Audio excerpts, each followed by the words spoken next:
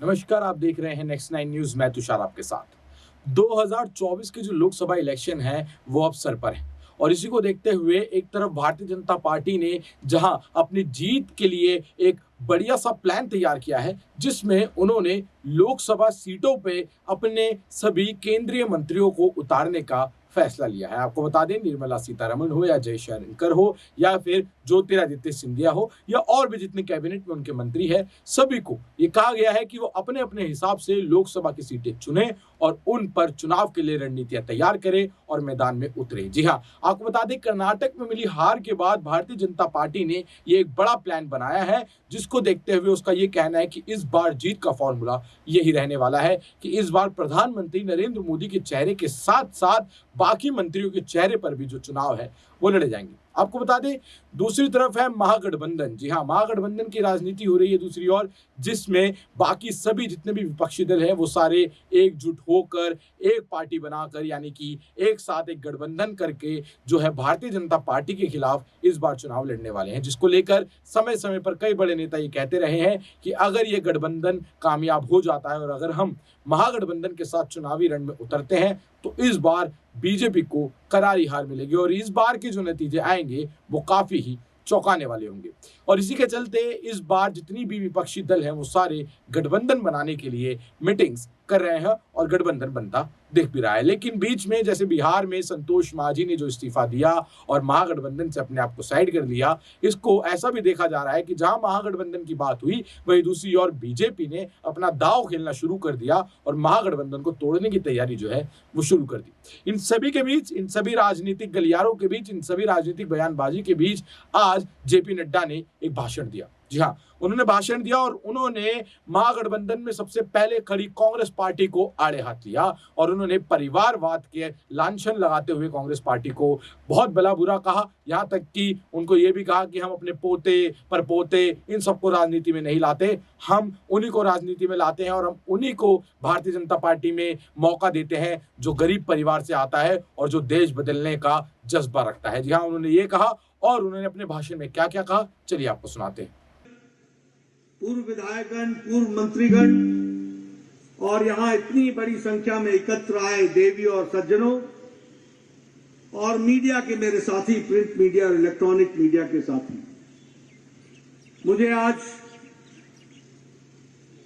देवभूमि हिमाचल प्रदेश में, विशेष देवभूमि कुल्लू में आने का सौभाग्य मिला है। सबसे पहले तो मैं यहां जब आया हूं तो मैं बिजली महादेव को नमस्कार करके, नमन करके अपनी बात को प्रारंभ करता हूं। मित्रों, अभी जयराम जी ने और उसके पहले डॉक्टर राजीव बिंदल जी ने आपसे राजनीतिक परिस्थितियों के बारे में बहुत तफसील से चर्चा की है। उन्होंने बहुत सी बातें आपके सामने बताई, जिन बातों को लेकर आप भी अपने मन में यह मान रहे होंगे कि राजनीति में किस तरीके से छल कपट से सत्ता को हथियाकर लोगों की हित की बात कह के लोगों का अहित करने पर आमदा कांग्रेस पार्टी और अन्य पार्टियां खड़ी है। वहीं भारतीय जनता पार्टी और एनडीए की सरकार आदरणीय मोदी जी के नेतृत्व में लोगों की सेवा, देश को सुशासन देना और गरीब कल्याण के लिए काम करने के लिए कटिबद्ध है।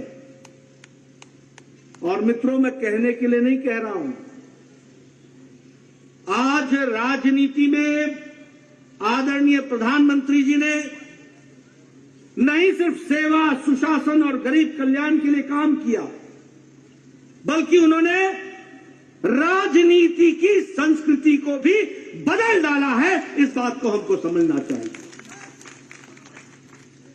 वंशवाद से विकासवाद की ओर राजनीति में क्या हो रहा था? मैं, मेरा बेटा, मेरी बहू, मेरा दामाद, बाद में मेरा पोता, यही पार्टियां बन गई और यही है। ये अकेली भारतीय जनता पार्टी है जहां एक साधारण परिवार से निकला हुआ व्यक्ति भारत का प्रधानमंत्री बनता है और मुझ जैसा व्यक्ति जिसके परिवार में कोई राजनीति में ना हो वह राष्ट्रीय अध्यक्ष बनता है। यह भारतीय जनता पार्टी में संभव है। इसलिए वंशवाद से विकासवाद, यह राजनीति में परिवर्तन है।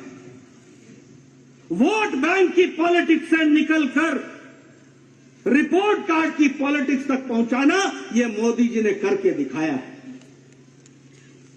भाइयों को भाइयों से बांटो, वोट बैंक के लिए काम करो, लोगों को लड़ाओ और लोगों को लड़ा करके वोट लो और सत्ता पर मौज बनाओ। यह कांग्रेस का कल्चर रहा, यह अन्य विपक्षी दलों का कल्चर रहा।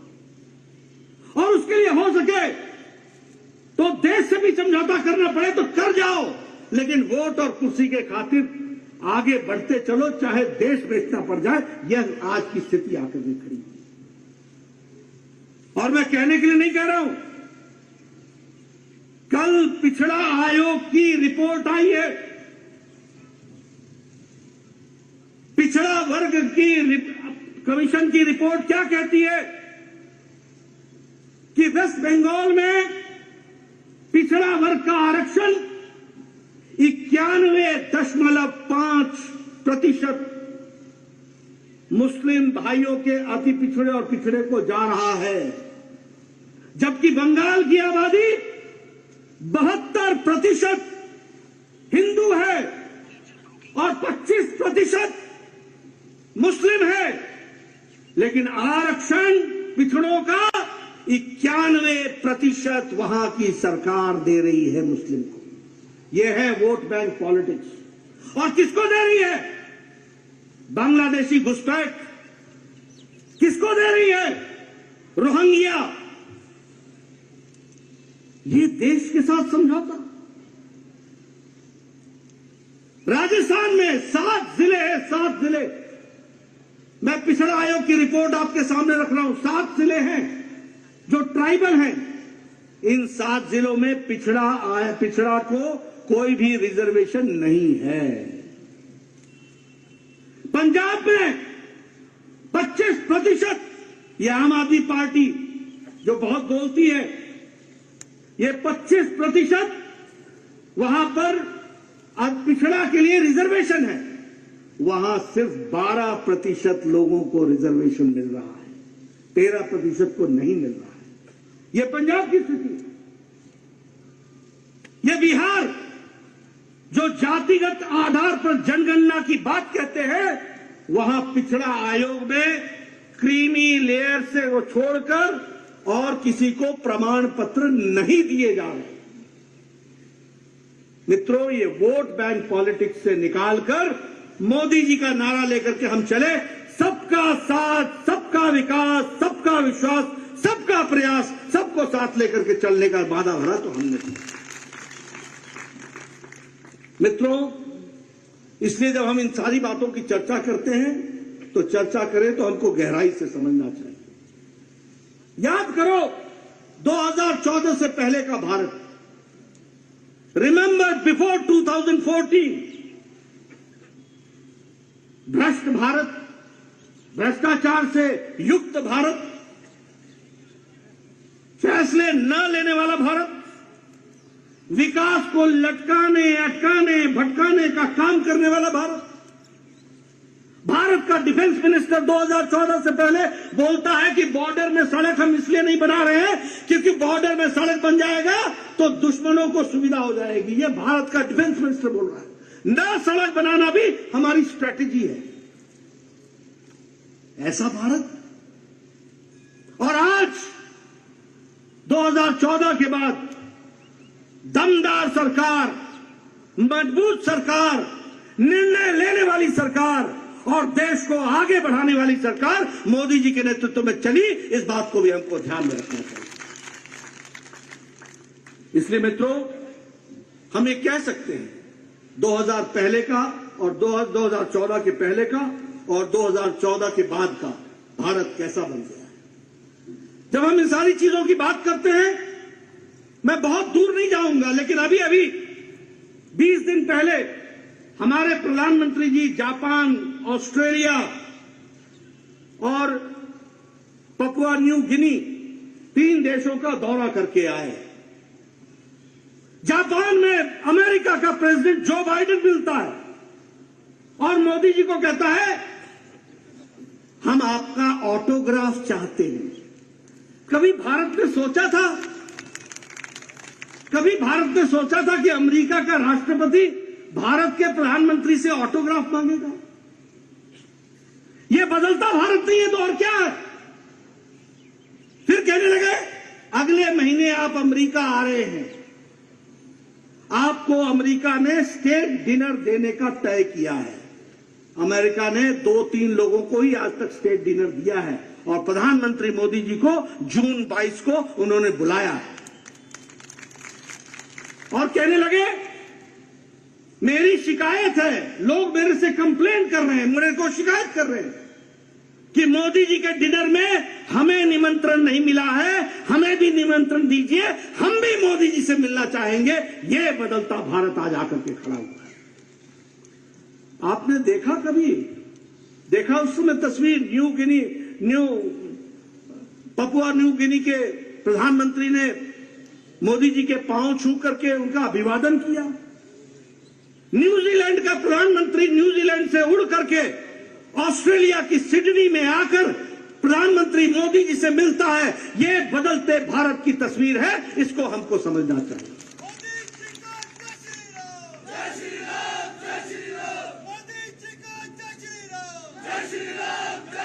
और हमारे कांग्रेस के युवराज अमेरिका की धरती पर जाकर भारत की आलोचना करते हैं।